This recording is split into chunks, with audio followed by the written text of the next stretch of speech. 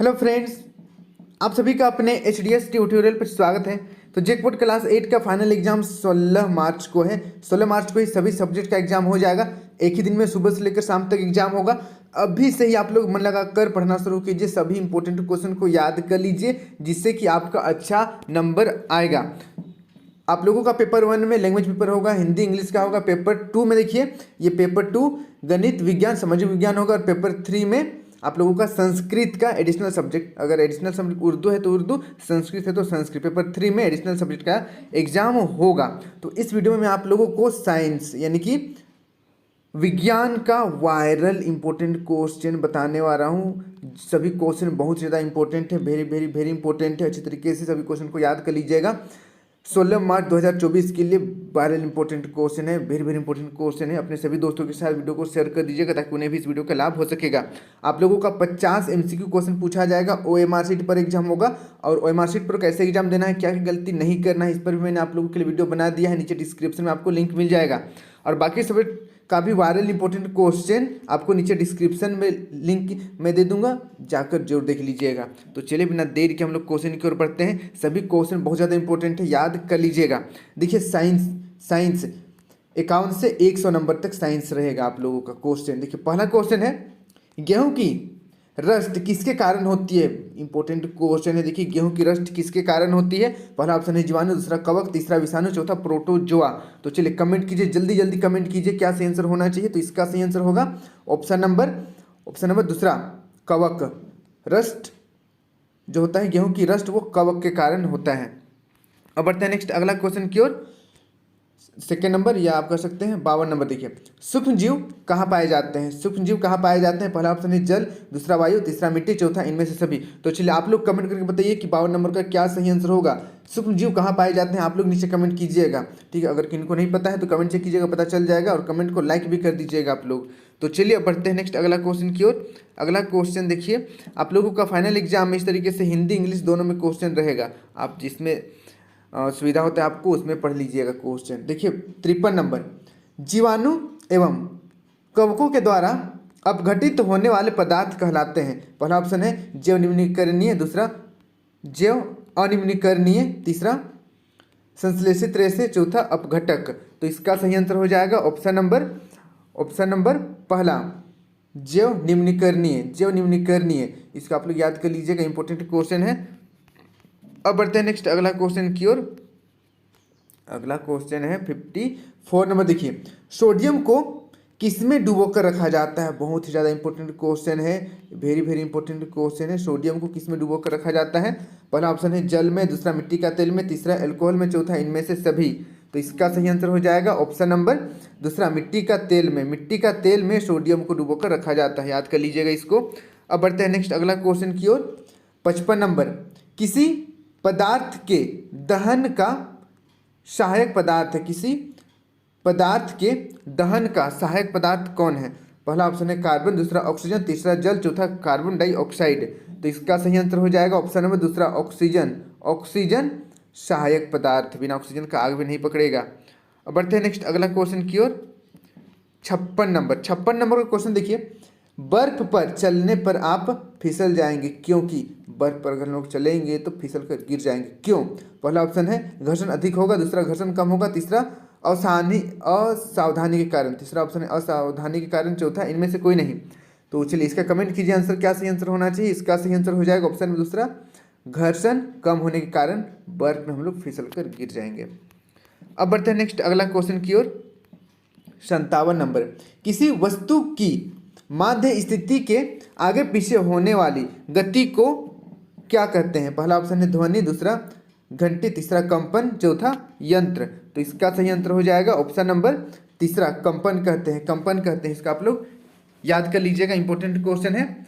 अब बढ़ते हैं नेक्स्ट अगला क्वेश्चन की ओर। 58 नंबर क्वेश्चन देखिए, किस प्रक्रिया के कारण श्वेत प्रकाश 7 रंगों में विभक्त हो जाता है।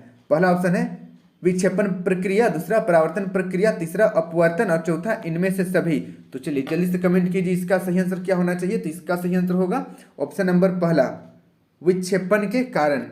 नेक्स्ट देखिए 59 नंबर, सामान्य नेत्र द्वारा पढ़ने के लिए सर्वाधिक सुविधाजनक दूरी लगभग कितनी होती है। कितना दूर रखकर हम लोगों को किताब पढ़ना चाहिए। पहला ऑप्शन है 26 सेंटीमीटर, दूसरा 27 सेंटीमीटर, तीसरा 25 सेंटीमीटर और चौथा 29 सेंटीमीटर। तो इसका सही आंसर हो जाएगा ऑप्शन नंबर तीसरा 25 सेंटीमीटर। ये है आपका न्यूनतम दूरी जहाँ से हम लोग सुविधाजनक कोई भी वस्तु को पढ़ सकते हैं, देख सकते हैं। उससे नज़दीक रखेंगे तो हमारी आंखों पर लोड पड़ेगा, ठीक है, और दूर तो हम लोग अनंत तक रख सकते हैं, कोई दिक्कत नहीं है। अब बढ़ते हैं नेक्स्ट अगला क्वेश्चन की ओर। अगला क्वेश्चन है हमारा 60 नंबर। आप लोग कमेंट करके बताइएगा 60 नंबर का क्या सही आंसर होगा। देखिए, किस कारण पृथ्वी के अंदर मृत पेड़ पौधे कोयले में परिवर्तित हो गए। चलिए कमेंट कीजिए, बहुत इंपॉर्टेंट क्वेश्चन है। अभी हम लोग कोयले निकालते हैं, ब्लैक मिट्टी कोड़ करके, वो कोयला कहाँ से आया। देखिए, पहला ऑप्शन है उच्च दाब, दूसरा उच्च ताप, तीसरा उच्च दाब दोनों, और चौथा इनमें से कोई नहीं। तो क्या सही आंसर होगा। देखिए, ये पृथ्वी है, यहाँ पर पेड़ उगाया है, और पेड़ जब टूट गया, गिर गया, मर गया, जमीन के अंदर चला गया पेड़, और उच्च ताप, जमीन के अंदर आग एकदम इतना खतरनाक आग रहता है, लोहा चट्टान भी पिघला हुआ रहता है, लावा, इतना ज़्यादा गर्मी रहता है यहाँ पर। उच्च ताप और उच्च दाब, ऊपर से प्रेशर पड़ता है, उच्च दाब के कारण जो लकड़ी है या जो पेड़ पौधा नीचे दबा हुआ है वो कोयला बन जाता है। तो ऑप्शन नंबर तीसरा सही हो जाएगा, उच्च दाब और उच्च ताप दोनों। अब बढ़ते हैं नेक्स्ट अगला 61 नंबर की ओर। देखिए, 61 नंबर का क्वेश्चन है, कोक किसका शुद्ध रूप है। कोक किसका शुद्ध रूप है। पहला ऑप्शन है पेट्रोल, दूसरा कार्बन, तीसरा ईंधन, चौथा इनमें से कोई नहीं। तो चलिए जल्दी से कमेंट कीजिए, इसका सही आंसर क्या होगा। तो इसका सही आंसर हो जाएगा ऑप्शन नंबर दूसरा, कार्बन का। कोक कार्बन का शुद्ध पदार्थ है। अब बढ़ते हैं नेक्स्ट अगला क्वेश्चन की ओर। 62 नंबर, मृदा अपरदन को रोकने में सहायक है। मृदा अपरदन को रोकने में सहायक है। पहला ऑप्शन है वन्य जंतु, दूसरा वृक्ष, तीसरा कल कारखाने, चौथा वनोन्मूलन। तो देखिए, मृदा अपरदन को रोकने में सहायक कौन है, बताइए जल्दी से इसको कमेंट कीजिए आप लोग। इसका आंसर मैं आप पर छोड़ दे रहा हूँ, नीचे कमेंट कीजिएगा कौन सा ऑप्शन सही होगा। वन्य जंतु होगा, या वृक्ष होगा, या कल कारखाने होगा, या वनोन्मूलन होगा। नीचे कमेंट कीजिएगा। अगर नहीं समझ पा रहे तो कमेंट चेक कीजिएगा, कोई ना कोई आंसर कर दिया होगा, और जिसने आंसर किया उसे आप लोग लाइक कर दीजिएगा। देखिए, अगला क्वेश्चन बढ़ते हैं 63 नंबर की ओर। ये सब इंपॉर्टेंट क्वेश्चन है और इजी भी है, इसलिए मैं आप पर छोड़ दे रहा हूँ। देखिए नेक्स्ट 63 नंबर का क्वेश्चन देखिए, कागज का कितने बार पुनः चक्रण संभव है। कागज का कितने बार पुनः चक्रण संभव है। पहला ऑप्शन है 5 से 7, दूसरा 10 से 8, तीसरा 11 से 13 और चौथा 2 से 3 बार। तो इसका सही आंसर हो जाएगा ऑप्शन नंबर पहला, 5 से 7 बार तक हम लोग कागज को पुनः चक्रण कर सकते हैं। इसका मतलब ये हुआ कि एक बार पेड़ से काट करके उसको हम लोग कागज बना दिए, उसको लिख लिए, फिर रद्दी वालों को बेच दिए, रद्दी वाला ले गया फैक्ट्री में इसको फिर से गलाकर इसको फिर से दोबारा कागज बनाया गया। ठीक है, दोबारा कागज बनाया गया, तो कागज में लोग फिर से लिखे, फिर खत्म हो गया, फिर रद्दी वाले को बेच दिए। उसके बाद फिर से वो फैक्ट्री में गया, उसको दोबारा लुगदी बनाकर फिर से कार्टून बनाया गया या कागज बनाया गया, फिर से वहाँ पर हम लोग लिखे। इस तरीके से 7 बार इसको रिसाइकल कर सकते हैं। अब बढ़ते हैं नेक्स्ट अगला 64 नंबर, वायु में नाइट्रोजन कितने प्रतिशत है। वायु में नाइट्रोजन कितने प्रतिशत है। पहला ऑप्शन 70%, दूसरा 78%, तीसरा 80%, चौथा 21%। तो इसका सही आंसर हो जाएगा ऑप्शन नंबर दूसरा 78%। वायु में नाइट्रोजन 78% है और सबसे अधिक नाइट्रोजन ही है। इसको भी आप लोग याद कर लीजिएगा और परसेंट भी याद कर लीजिएगा, इंपॉर्टेंट क्वेश्चन है। अब बढ़ते हैं नेक्स्ट अगला क्वेश्चन की ओर। अगला इंपॉर्टेंट क्वेश्चन है 65 नंबर, किसके द्वारा वायुमंडल की ओजोन परत क्षतिग्रस्त हो जाती है। किसके कारण वायुमंडल की ओजोन परत यानी कि O3 जो हमारे पृथ्वी को सुरक्षा करती है पराबैंगनी किरणें से, तो किसके कारण क्षतिग्रस्त होती है। पहला ऑप्शन है CLC, दूसरा CFC, तीसरा CSC और चौथा FLC। तो इसका सही आंसर हो जाएगा ऑप्शन नंबर दूसरा CFC, क्लोरोफ्लोरोकार्बन के कारण ओजोन यानी कि हमारा जो ओजोन परत है वो क्षतिग्रस्त हो रहा है। इसको भी आप लोग याद कर लीजिएगा, CFC, ये बहुत बार एग्जाम में आ चुका है। अब बढ़ते हैं नेक्स्ट अगला क्वेश्चन की ओर। 66 नंबर का क्वेश्चन देखिए, जरायुज जंतु कौन से हैं। जरायुज कौन से हैं। पहला ऑप्शन है गाय, दूसरा कुत्ता, तीसरा बिल्ली, चौथा इनमें से सभी। तो चलिए बताइए जरायुज कौन से हैं। जरायुज वैसे जंतु जो सीधे बच्चे को जन्म देते हैं उसे जरायुज कहते हैं। गाय, कुत्ता, बिल्ली सब तो जन्म देते हैं बच्चे को। तो यहाँ पर ऑप्शन नंबर चौथा सही हो जाएगा, इनमें से सभी। वहीं पर चिड़िया का बात करें, मुर्गी का बात करें, बतख का बात करें तो अंडप्रजक हैं। देखिए दोनों याद कर लीजिएगा, हो सकता है आपका अंड प्रजक आ जाए, अंड प्रजक आ जाए तो अंड प्रजक में जितने भी अंडा देने वाला है, जैसे कि हो गया कबूतर हो गया और पक्षी सब हो गया, मुर्गा सब, मुर्गी सब हो गया। चलिए अगला क्वेश्चन बढ़ते हैं। 67 नंबर, रेशम कीट का जीवन चक्र किस प्रकार का होता है? पहला ऑप्शन है कोकून, दूसरा प्यूपा, तीसरा वयस्क, चौथा इनमें से सभी। तो इसका सही आंसर हो जाएगा ऑप्शन नंबर चौथा, इनमें से सभी। एक चीज़ मैं आप लोगों को बता दूं, अगर आपका ऑप्शन में इनमें से सभी दिया हुआ है तो देखिए 99% चांस है कि इनमें से सभी वाला सही होगा। बहुत कम, रेयर ही, कभी मुश्किल से ऐसा रहता है जब इनमें से सभी दिया हुआ रहता है और वो नहीं होता है आंसर में, बहुत कम, ठीक है, बहुत ही कम। तो अगर इनमें से सभी दिया हुआ है तो आप जा सकते हैं उसके साथ। अगर आपको क्वेश्चन नहीं समझ में आ रहा है तब, और समझ में आ रहा है तब, फिर तो कोई बात ही नहीं है, फिर तो बहुत अच्छी बात है। देखिए नेक्स्ट अगला 68 नंबर, विद्युत सेल में कितने टर्मिनल होते हैं? 68 नंबर, 68 नंबर, विद्युत सेल में कितने टर्मिनल होते हैं? 1 2 3 या 4? 1 2 3 या 4? तो चलिए इसका सही आंसर हो जाएगा ऑप्शन नंबर दूसरा, 2 टर्मिनल। कौन कौन, आप लोग नीचे कमेंट कीजिएगा। विद्युत सेल में कितने टर्मिनल होते हैं? 2 होते हैं। कौन कौन, आप लोग नीचे कमेंट कीजिएगा, दोनों का नाम बताइएगा। और बाकी लोग अगर आपको नहीं पता है तो चेक कीजिएगा कमेंट, और वहाँ से देखकर याद कर लीजिएगा, और जो कमेंट किया उसको लाइक भी कर दीजिएगा। चलिए नेक्स्ट क्वेश्चन बढ़ते हैं। 69 नंबर, कौन विद्युत धारा के प्रवाहित होने पर ही दीप्त होता है? कौन विद्युत धारा के प्रवाहित होने पर ही दीप्त होता है? पहला एलसीडी, दूसरा एलईडी, तीसरा डीवीडी, चौथा पीबीसी। तो इसका सही आंसर हो जाएगा ऑप्शन नंबर दूसरा, ऑप्शन नंबर दूसरा एलईडी, एलईडी। इसको आप लोग याद कर लीजिएगा, एलईडी जो बल्ब होता है विद्युत धारा प्रवाहित होने पर ही वो जलता है, दीप्त होता है, ऑप्शन नंबर दूसरा। अब बढ़ते हैं नेक्स्ट अगला 70 नंबर। देखिए विद्युत धारा कौन सा प्रवाह उत्पन्न करता है? विद्युत धारा कौन सा प्रवाह उत्पन्न करता है? पहला चुंबकीय प्रवाह, दूसरा विद्युत लेपन, तीसरा गुरुत्वाकर्षण और चौथा घर्षण। तो इसका सही आंसर हो जाएगा ऑप्शन नंबर पहला, चुंबकीय प्रभाव, चुंबकीय प्रभाव, चुंबकीय प्रभाव। विद्युत धारा कौन सा प्रभाव उत्पन्न करता है? चुंबकीय प्रभाव। अब बढ़ते हैं नेक्स्ट अगला क्वेश्चन की ओर। अगला क्वेश्चन 71 नंबर, 71 नंबर का क्वेश्चन देखिए, निम्न में से सबसे मजबूत रेशा कौन है? निम्न में से सबसे मजबूत रेशा कौन है? पहला ऑप्शन है रेयन, दूसरा नायलॉन, तीसरा एक्रिलिक, चौथा इनमें से कोई नहीं। तो इसका सही आंसर, चलिए आप लोग कमेंट कीजिए, ये क्वेश्चन भी इजी है। इसका सही आंसर हो जाएगा ऑप्शन नंबर दूसरा नायलॉन, ऑप्शन नंबर दूसरा नायलॉन। पैराशूट में नायलॉन की रस्सी का उपयोग किया जाता है, ठीक है, तो नायलॉन बहुत ही ज़्यादा मजबूत होता है।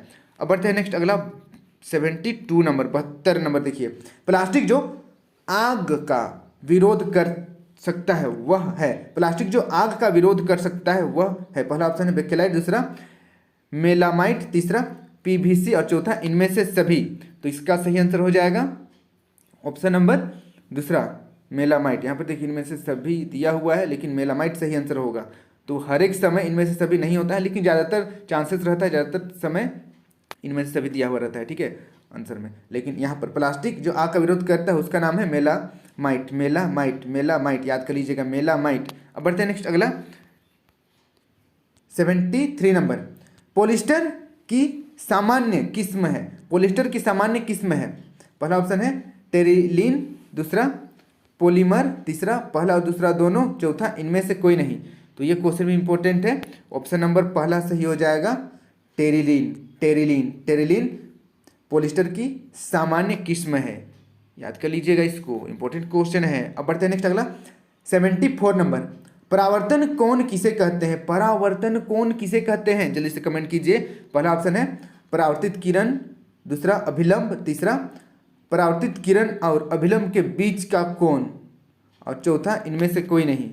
तो चलिए जल्दी से कमेंट कीजिए कौन सा सही आंसर होगा। इसका सही आंसर हो जाएगा ऑप्शन नंबर तीसरा, परावर्तित किरण और अभिलंब के बीच के कोण। देखिए यहाँ पर पूछा है परावर्तन कोण, हो सकता है आपका एग्जाम में अपवर्तन कोण आ जाए, तो समझ लीजिए परावर्तन कोण अपवर्तन कोण क्या है। इस तरीके से एक समतल है, मानकर चलिए जमीन है, यहाँ पर प्रकाश आता है, इस तरीके से प्रकाश आता है, चलिए मैं कलर चेंज कर दूँ प्रकाश के लिए, प्रकाश आता है इस तरीके से, उसके बाद चला जाता है, आता है इधर से और फिर इधर टकरा कर वापस चला जाता है। अब यहाँ पर अगर हम लोग लंब खींच दें, यहाँ पर अगर हम लोग लंब खींच दें इस तरीके से 90 डिग्री बना दें यहाँ पर, तो ये वाला कोण हो जाएगा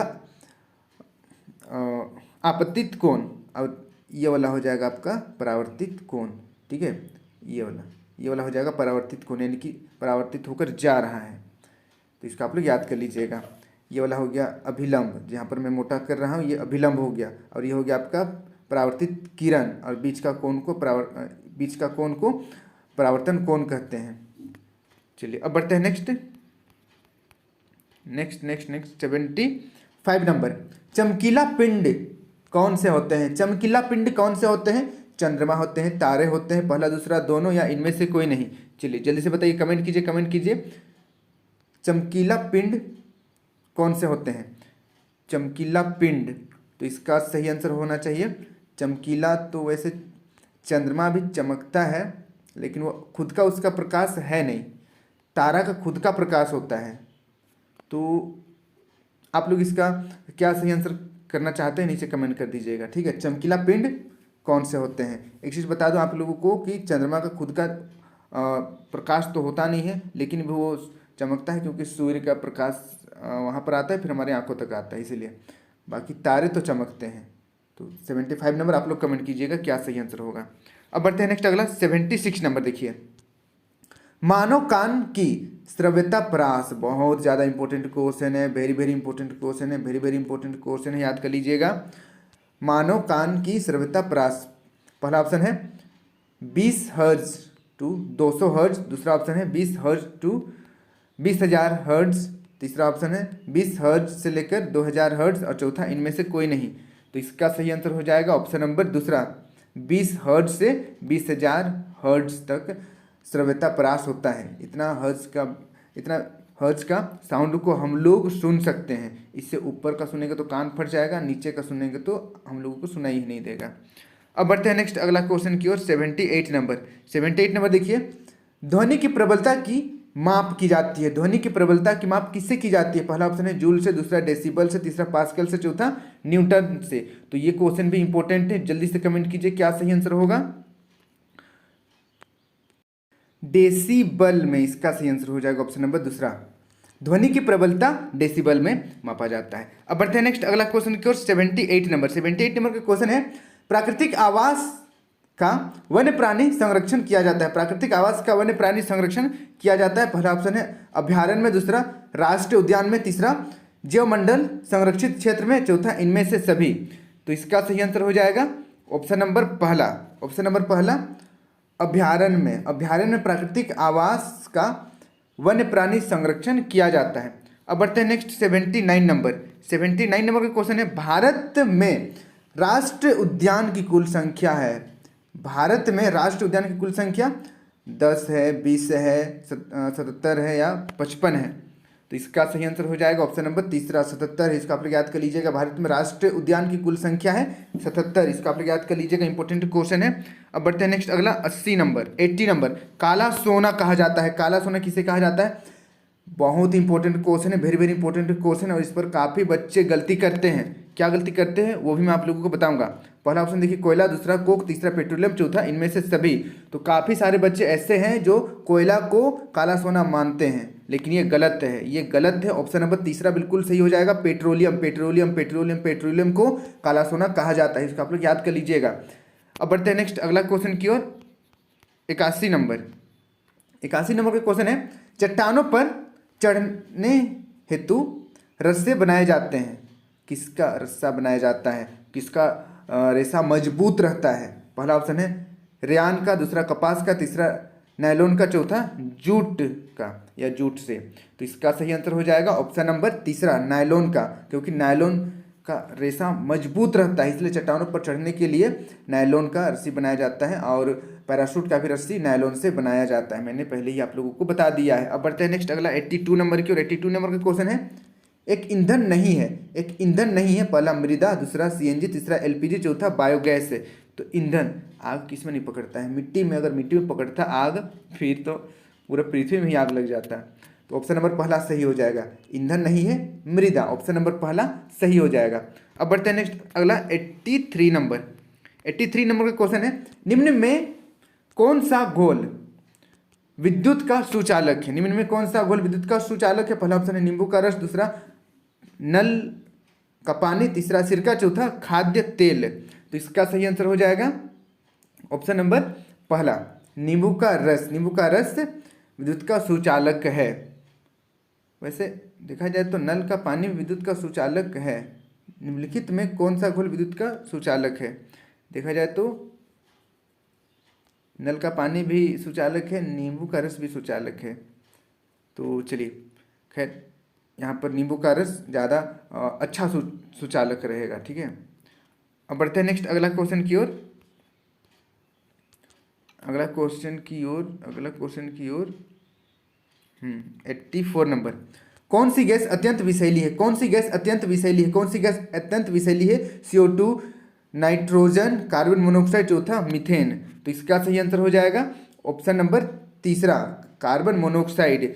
अब यहाँ पर देखिए, आप लोग सोच रहे होंगे कि कार्बन डाइऑक्साइड विषैली है, लेकिन अत्यंत विषैली जो है कार्बन मोनोऑक्साइड है, CO, कार्बन मोनोऑक्साइड। घर में कभी कभी ठंड के दिन में काफ़ी लोग मर जाते हैं कार्बन मोनोऑक्साइड के कारण, क्योंकि कमरा में आग लगा देते हैं तपाने के लिए, उसके बाद अंदर लकड़ी से मोनोऑक्साइड निकलता है और मोनोऑक्साइड आदमी को तुरंत बेहोश कर देता है, तुरंत बेहोश कर देगा, उसका सेंट भी नहीं पता चलता है और आदमी फिर ब्लड कैरी करने का कैपेसिटी खत्म हो जाता है हीमोग्लोबिन का, फिर आदमी मर जाता है। तो ये होता है कार्बन मोनोऑक्साइड, बहुत खतरनाक होता है, इसका कोई सेंट भी नहीं होता, पता भी नहीं चलेगा। इसलिए रूम के अंदर बंद रूम में कभी भी लकड़ी नहीं जलाना चाहिए, हमेशा दरवाज़ा खोल कर ही लकड़ी जलाना चाहिए। अब बढ़ते हैं नेक्स्ट अगला 85 नंबर। 85 नंबर का क्वेश्चन है, निम्नलिखित में से सबसे छोटी कोशिका कौन सा है? पहला ऑप्शन माइकोप्लाज्मा, दूसरा अमीबा, तीसरा श्वेत रक्त कणिका, चौथा इनमें से सभी। तो चलिए जल्दी जल्दी कमेंट कीजिए क्या सही आंसर होना चाहिए। सबसे छोटी कोशिका कौन सा है? माइकोप्लाज्मा सबसे छोटी कोशिका है, इसको आप लोग याद कर लीजिएगा, इंपॉर्टेंट क्वेश्चन है। अब बढ़ते हैं नेक्स्ट अगला 86 नंबर। 86 नंबर का क्वेश्चन है, यीस्ट का उपयोग किसके उत्पादन में किया जाता है? यीस्ट का उपयोग किसके उत्पादन में किया जाता है? पहला ऑप्शन है चीनी, दूसरा अल्कोहल, तीसरा ऑक्सीजन, चौथा हाइड्रोक्लोरिक अम्ल। जल्दी से कमेंट कीजिए ईस्ट का उपयोग किसके उत्पादन में किया जाता है? तो इसका सही आंसर हो जाएगा ऑप्शन नंबर दूसरा, अल्कोहल दारू बनाने के लिए ईस्ट का उपयोग किया जाता है। अब बढ़ते हैं नेक्स्ट अगला क्वेश्चन की ओर। 87 नंबर, मलेरिया रोग कारक है प्रोटोजोआ, विषाणु, जीवाणु, कवक। तो इसका सही आंसर हो जाएगा ऑप्शन नंबर पहला, प्रोटोजोआ। इसको आप लोग याद कर लीजिएगा, प्रोटोजोआ मलेरिया रोग का कारण है। अब बढ़ते हैं नेक्स्ट अगला 88 नंबर, टेस्टोस्टेरोन है। पहला ऑप्शन है अंतःस्रावी ग्रंथि, दूसरा स्त्री हार्मोन, तीसरा पुरुष हार्मोन, चौथा इनमें से सभी। तो इसका सही आंसर हो जाएगा ऑप्शन नंबर तीसरा, पुरुष हार्मोन को टेस्टोस्टेरोन कहते हैं। अब आप लोग नीचे कमेंट करके बताइएगा स्त्री हार्मोन का क्या नाम है, नीचे कमेंट कीजिएगा। हो सकता है आपका एग्जाम में स्त्री हार्मोन पूछा जाए, नीचे कमेंट कीजिएगा स्त्री हार्मोन का क्या नाम है, और पुरुष हार्मोन का नाम याद कर लीजिएगा टेस्टोस्टेरोन। अब बढ़ते हैं नेक्स्ट अगला 89 नंबर की ओर। बल का पहला ऑप्शन केवल परिणाम होता है, दूसरा परिणाम और दिशा दोनों होता है, दूसरा केवल दिशा होता है, चौथा इनमें से कोई नहीं। तो चलिए इसका भी कमेंट कीजिए आप लोग। 89 नंबर का सही आंसर हो जाएगा ऑप्शन नंबर दूसरा, परिणाम और दिशा दोनों होता है बल का, किस दिशा में बल लग रहा है और उसका परिणाम क्या है, दोनों होता है। अब बढ़ते हैं नेक्स्ट अगला 90 नंबर की ओर। 90 नंबर का क्वेश्चन देखिए, प्रकाश के परावर्तन के कितने नियम है? पहला ऑप्शन है 1, दूसरा 2, तीसरा 3, चौथा 4। तो इसका सही आंसर हो जाएगा ऑप्शन नंबर दूसरा, परावर्तन के 2 नियम है, इसको आप लोग याद कर लीजिएगा। ठीक है, और दोनों नियम कौन कौन से हैं वैसे चाहते हैं तो नीचे आप कमेंट कर सकते हैं। ठीक है, कमेंट कर दीजिएगा। वैसे 2 नियम है, उसको याद करना जरूरी है। देखिए नेक्स्ट अगला हो गया 91 नंबर का क्वेश्चन देखिए, विद्युत का सुचालक अधातु का नाम क्या है? विद्युत का सुचालक अधातु कौन सा ऐसा अधातु है जो विद्युत का सुचालन करता है या सुचालक है? पहला ऑप्शन है सल्फर, दूसरा ग्रेफाइट, तीसरा फास्फोरस, चौथा नाइट्रोजन। तो इसका सही आंसर हो जाएगा ऑप्शन नंबर दूसरा, ग्रेफाइट जो है वो विद्युत का सुचालक है, जबकि ग्रेफाइट अधातु है। ग्रेफाइट पेंसिल से आप जो लिखते हैं वो पेंसिल ग्रेफाइट से ही बनता है, जो ब्लैक कलर का रहता है वही रहता है ग्रेफाइट, उसमें करंट पास होता है, जबकि वो अधातु है। इसको आप लोग याद कर लीजिएगा, इंपॉर्टेंट क्वेश्चन है। अब बढ़ते हैं नेक्स्ट अगला 92 नंबर की ओर। वायु किसका मिश्रण है? पहला ऑप्शन है गैसों का, दूसरा द्रवों का, तीसरा ठोस का, चौथा इनमें से सभी। तो इसका सही आंसर हो जाएगा ऑप्शन नंबर पहला, ऑप्शन नंबर पहला गैसों का, वायु किसका मिश्रण है, गैसों का मिश्रण है। अब बढ़ते हैं नेक्स्ट अगला क्वेश्चन की ओर। 93 नंबर, क्लोरोफ्लोरोकार्बन का उपयोग कहाँ किया जाता है, क्लोरोफ्लोरोकार्बन का उपयोग कहाँ किया जाता है, CFC, वही CFC है जो ओजोन लेयर को क्षतिग्रस्त करता है। तो इसका उपयोग कहाँ किया जाता है, पहला ऑप्शन है रेफ्रिजरेटर में, दूसरा एयर कंडीशनर में, तीसरा एरोसोल फुहार में, और चौथा इनमें से सभी। तो इसका सही आंसर हो जाएगा ऑप्शन नंबर चौथा, इनमें से सभी। रेफ्रिजरेटर में भी किया जाता है, एयर कंडीशनर में भी किया जाता है, और एरोसोल फुहार में भी किया जाता है। फुहार यानी कि जो बड़े आसपास हम लोग फुहार करते हैं वही वाला। अब बढ़ते हैं नेक्स्ट अगला क्वेश्चन की ओर। देखिए इसका सही आंसर ऑप्शन नंबर चौथा सही हो जाएगा, ठीक है। अब बढ़ते हैं नेक्स्ट 94 नंबर, भोजन से प्राप्त ऊर्जा का उपयोग कहाँ करते हैं, भोजन से प्राप्त ऊर्जा का उपयोग कहाँ करते हैं, पहला ऑप्शन है पाचन, दूसरा शोषण, तीसरा उत्सर्जन, चौथा इनमें से सभी। तो इसका सही आंसर हो जाएगा ऑप्शन नंबर, एक्चुअल में इनमें से सभी होना चाहिए यहाँ पर, ठीक है। भोजन से प्राप्त ऊर्जा का उपयोग पाचन में भी करते हैं, श्वसन में भी करते हैं, उत्सर्जन में भी तो करते ही हैं। आप क्या सोचते हैं नीचे कमेंट जरूर कीजिएगा, इनमें से सभी यहाँ पर होना चाहिए, क्योंकि उत्सर्जन करने के लिए भी तो एनर्जी चाहिए। एनर्जी कहाँ से आएगा, ये वही भोजन से आएगा। श्वसन के लिए भी तो एनर्जी चाहिए, श्वसन से खुद एनर्जी बनता है, मैं समझ रहा हूँ, लेकिन श्वसन में थोड़ा तो एनर्जी चाहिए, वो भोजन से ही आता है। पाचन के लिए भी तो एनर्जी चाहिए, वो भोजन से ही आता है। तो ऑप्शन नंबर चौथा सही हो जाएगा। अब बढ़ते हैं नेक्स्ट अगला 95 नंबर, तेलीय सतह से, पहला ऑप्शन है देखिए घर्षण बढ़ता है, घर्षण घटता है, तीसरा ऑप्शन है घर्षण बिल्कुल नहीं होता, चौथा घर्षण पर प्रभाव नहीं पड़ता। तो इसका सही आंसर हो जाएगा ऑप्शन नंबर दूसरा, घर्षण घटता है। तेलीय सतह से घर्षण घटता है। फर्श में अगर हम लोग तेल डाल देंगे और वहाँ पर चलेंगे तो ड्राम से गिरेंगे, सर फूट जाएगा, क्योंकि घर्षण खत्म हो जाएगा, वहाँ पर घट जाएगा। अब बढ़ते हैं नेक्स्ट अगला 96 नंबर। 96 नंबर का क्वेश्चन है, आवृत्ति का मात्रक क्या है। ये भी इंपॉर्टेंट क्वेश्चन बहुत बार एग्जाम में आ चुका है। आवृत्ति का मात्रक क्या है, पहला ऑप्शन है मीटर, दूसरा सेकंड, तीसरा हर्ज, चौथा मीटर पर सेकेंड। तो आवृत्ति का ऐसा ही मात्रक है हर्ज, आवृत्ति का ऐसा ही मात्रक हर्ज, इसको आप लोग याद कर लीजिएगा। अब बढ़ते हैं नेक्स्ट अगला क्वेश्चन की ओर।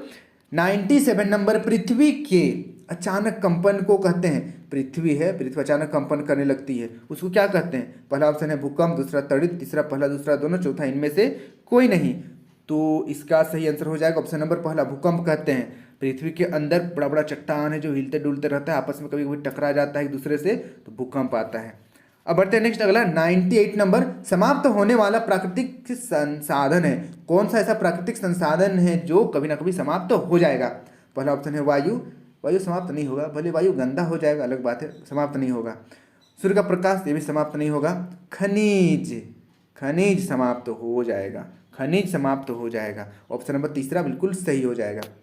अब बढ़ते हैं नेक्स्ट अगला क्वेश्चन की ओर, हमारा लास्ट प्यारा क्वेश्चन, सेकंड लास्ट प्यारा क्वेश्चन। देखिए सेकंड लास्ट, क्लोरोप्लास्ट किसमें पाया जाता है, क्लोरोप्लास्ट किसमें पाया जाता है, पहला ऑप्शन है जड़, दूसरा पत्तियां, तीसरा तना, चौथा इनमें से सभी। Chloroplast, chloroplast, chloroplast option number दूसरा सही हो जाएगा, पत्तियां में पाया जाता है। वैसे देखा जाए तो क्लोरोप्लास्ट पेड़ का जो भी भाग हरा है सभी में क्लोरोप्लास्ट रहेगा, लेकिन मुख्य रूप से पत्तियों में पाया जाता है। तो यहाँ पर ऑप्शन नंबर दूसरा सही हो जाएगा। अब बढ़ते हैं नेक्स्ट अगला लास्ट क्वेश्चन। ये हमारा प्यारा क्वेश्चन है, आप लोग कमेंट करके बताइएगा। लास्ट नंबर, सर्वप्रथम चेचक के टीके की खोज किसने की, सर्वप्रथम चेचक के टीके की खोज किसने की, पहला ऑप्शन है लुई पास्चर, दूसरा एडवर्ड जेनर, तीसरा अलेक्जेंडर फ्लेमिंग, चौथा रॉबर्ट हुक। चलिए आप लोग कमेंट करके बताइएगा कि सर्वप्रथम चेचक के टीके की खोज किसने की। इंपॉर्टेंट क्वेश्चन है, अगर नहीं पता है तो कॉपी किताब निकाल कर खोज लीजिए, या फिर नीचे कमेंट चेक कीजिए, और जो कमेंट किया उसको लाइक भी कर दीजिएगा। तो बस आज के लिए इतना ही। यहाँ पर जो भी क्वेश्चन मैंने बताया है 2024 एग्जाम 16 मार्च के लिए काफ़ी ज़्यादा इंपॉर्टेंट है, वायरल क्वेश्चन है। अच्छी तरीके से सभी क्वेश्चन को आप लोग याद कर लीजिएगा, ताकि आपका एग्जाम में अच्छा मार्क्स आ सके। और बाकी सब्जेक्ट का भी मैं तुरंत ही अपलोड कर दूंगा, नीचे डिस्क्रिप्शन में आपको लिंक दे दिया हूँ, वहाँ पर जाइएगा। सभी सब्जेक्ट का आपको important question, model question, viral question, very very important question, जो भी 16 मार्च के लिए इंपॉर्टेंट है, सब कुछ मिल जाएगा। तो जाकर जरूर देखिएगा और अपने सभी दोस्तों के साथ वीडियो को शेयर कर दीजिएगा और चैनल को भी सब्सक्राइब कर लीजिएगा। Thank you for watching video. जय हिंद, जय भारत।